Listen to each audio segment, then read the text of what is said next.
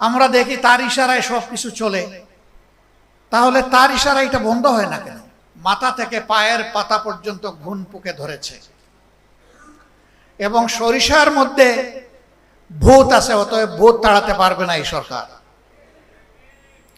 ধন্যবাদ জানাই তাদের দলীয় একজন সিনিয়র নেতা কালকে বলেছেন যে আমরা হতাশ, 5 মাসের এই সরকারের সময় দুর্নীতি বন্ধ করা যায়নি, বরঞ্চ দুর্নীতি বৃদ্ধি পেয়েছে। তিনি বলেছেন, এটা আমার কথা না।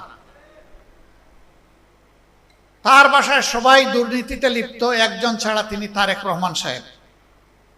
আমি বুঝলাম না, তারেক রহমান সাহেব প্রধানমন্ত্রী,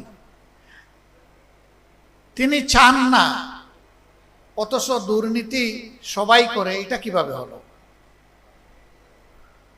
আমরা দেখি তার ইশারায় সব কিছু চলে, তাহলে তার ইশারায় এটা বন্ধ হয় না কেন?